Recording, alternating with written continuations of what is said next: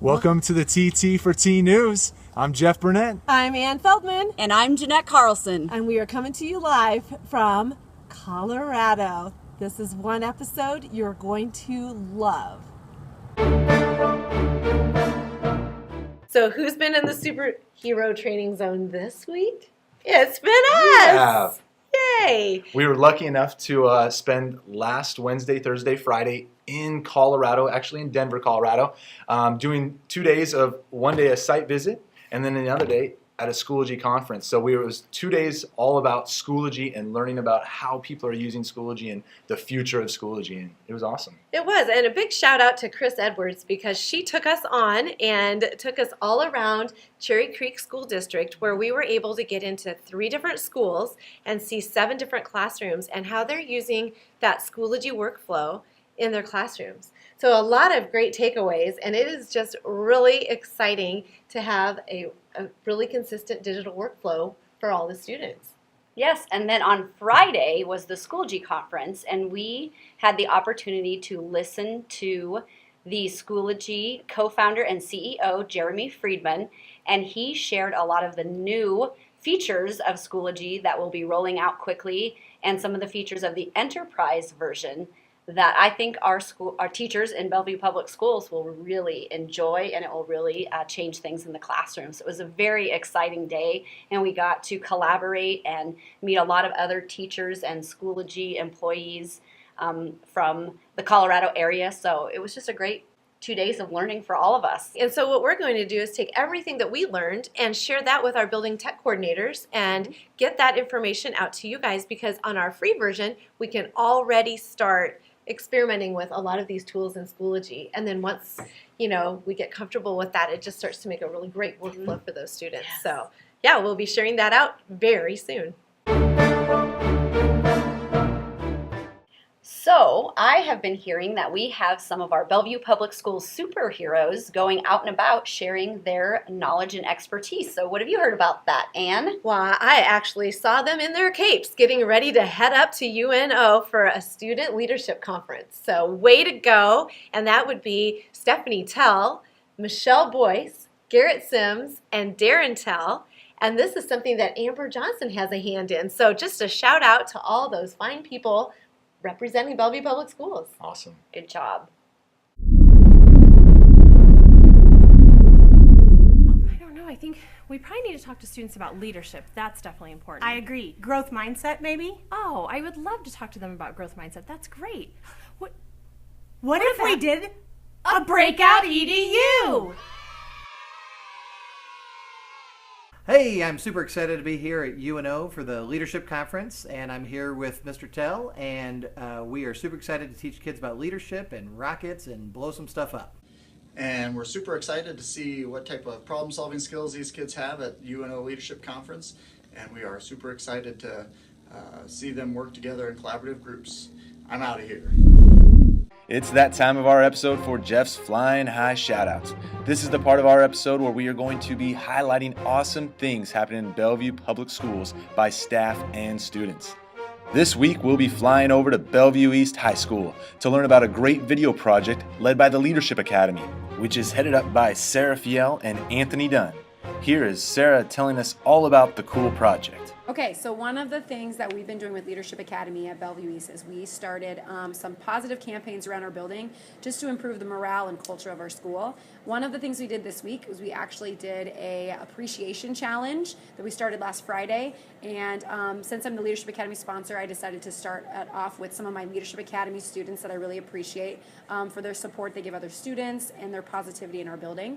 So the goal was to get 50 videos, students, staff, anyone in our building about or to celebrate or to mention people that they appreciate and for some of the great things that are going on at Bellevue East. The cool thing was it started Friday morning, and we had up until today, we've got about 46 affirmation and appreciation videos that have been posted, even including one from our superintendent, Mr. Rippey, which was awesome to see.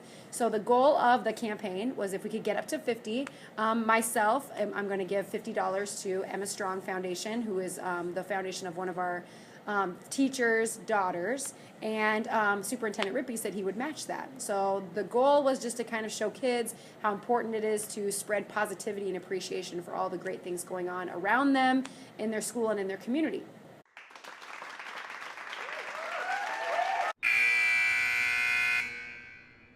All right, did you hear that noise? Yep, that means it's halftime here, and we're going to go to our halftime highlights with Jeanette. So we're going to take a peek inside of Lauren Herrera's classroom at Birchcrest and see how she is using her document camera to record her morning work.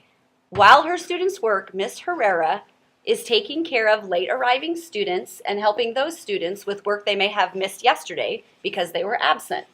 This is a great way for her to free herself up at the beginning of the day. Once I have majority of my class here, I start playing the video and they start turning to the page and they start getting to work and knowing what they need to do. When I have my late arrivers come because they're eating breakfast or, arriving just a little bit later than the rest, they go, Miss Herrera, can I start the video over again? So I take it and I restart the video, and then they do the work. Great job, Ms. Herrera. So, what are some other things going on in Bellevue Public Schools the last couple weeks? Well, I think we need to travel over to Leonard Lawrence for a little bit and see what's going on with Lisa Keene. She is using her one computer to do an amazing thing and join the global Read Aloud. So here's a little interview and some information that we'll just have Lisa share in her own words. Take it away, Lisa. Read Aloud for 2015, and the book was Fish in a Tree. And you can do as little as you would like or as much as you'd like with the Global Read Aloud, but you can make connections if you follow the hashtag Global Read Aloud. Last year I followed Fish in a Tree. This year I'm following the hashtag Global Read Aloud BFG, and I'm reading to my students. And there is a teacher that has organized what chapters you read on what days, and then you can have discussions with teachers all over the world. You can connect with them. There's Padlets, Twitter, Facebook. I participated in something this year where I recorded myself with the help of Anna and Jeanette reading a chapter from the book with the words posted as I scroll and read the book out loud, and then a video of me, and so students from all over the world can have the chapters read by different teachers. And so far my class has listened to a teacher from New York read it, they've listened to me read it, and then we're only into the second week of it, so we're going to be listening to recordings of teachers from all over reading chapters from the book. And there's projects you can do. You can get on Facebook and Twitter and look at all the different fun projects other classes are doing. You can answer questions, you can have discussions. We've done a mystery hangout with a class from California. We met them last week, and then each week we're going to have questions that we discuss with them via Skype or Google Hangout about the BFG, so that goes along with the Global Read Aloud. And it's just a really cool project to encourage literacy with kids and to connect and for them to see other kids doing the same types of things we're doing, and we get lots of fresh ideas. All right, it's time to meet another techie. Oh, we have got Andy Maupin that got caped this week, and she's wearing the cape and telling us all about what it takes to be a Power School superhero. Take it away, Andy. What does it take to be a Power School hero? It takes the love of details, great attention to details. It takes the love of data, data, data, data. But more importantly than those two things, it takes empathy. Empathy for teachers who can't remember their passwords, or can't remember how to do the grade book, or can't remember how to put an assignment in. It takes all of that to be a Power School hero. Okay, it's time for Ask Ann. And Ann, I think Jeff has a question for you today. You have a question? I do, Ann. I might have an answer for you. We've been Google for the last few years. Yeah, like and 5 it's one of those years. things where after you start using a tool, and our teachers are really proficient and even advanced in using Google Docs, but we at the same time get stuck. What are some new ways, innovative ways that we can be using Google Docs? You know, one really awesome, innovative way to use Google Docs is instead of using it just to type a paper, actually use it to give feedback while students are working on their papers. So synchronous feedback. So what that would look like is get some of those new brand new MacBook Air carts that are up in those high schools and bring them into your classroom. And then while the students are actually typing and working on their papers, you as the teacher jump on those papers and leave comments for the kids as they're writing. So what I love about this is it's real-time feedback, it's immediate and precise, and students are right involved in that rewriting process as they write. So wonderful, wonderful way to use Google Docs and just simply pulling up all those tabs those students are working on all at the same time, and then just your workflow would be just clicking on tab to tab and giving that feedback to those students. I think that's great, and it gives the student an opportunity to respond to those comments right there in the moment also. So you basically have a conversation going on, and you don't have to wait until the next day or the next class period. Exactly, yes, and it's just really improving those writing skills in real time. Love it. Thanks, It's a great way Sam. to use the Google Docs. Great answer. Hey, thank you for asking. Thanks for asking. Hold on just a second. Oh, I've got an announcement. An announcement. I I'm can't a wait. little worried. What is it? Guess what? Dave Yenzer is a dad. Our tech has a brand new baby girl, and her name is Parker Ann. And she was born while we were at the Schoology conference. So she was born on October 13th.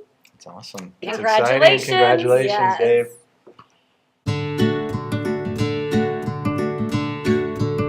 Students. So make it work, or let's just record this Yeah, again. that was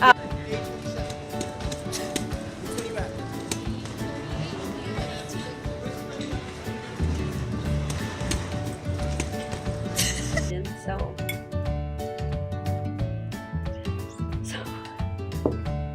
I don't have my mojo. I don't know what's going on.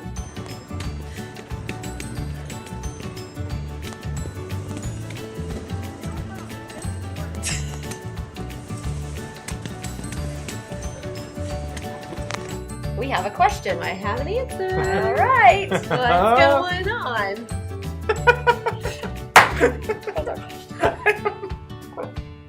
I know a question. Okay. Well, let's start again. What would you like to say? She wants a question about Anything.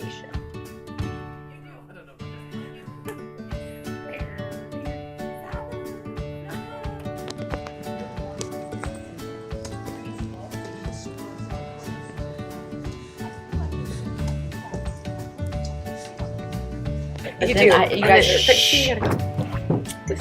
And- Don't you have to be somewhere right now? I feel like we need to get going here. Golly gee. All right. This is so fun. So, what else has been going on in... Oh my. Okay. Okay. I got a right. sore shoulder. Oh, Something's wrong. I don't know Did you what's get a wrong with my shot? shoulder. I don't know.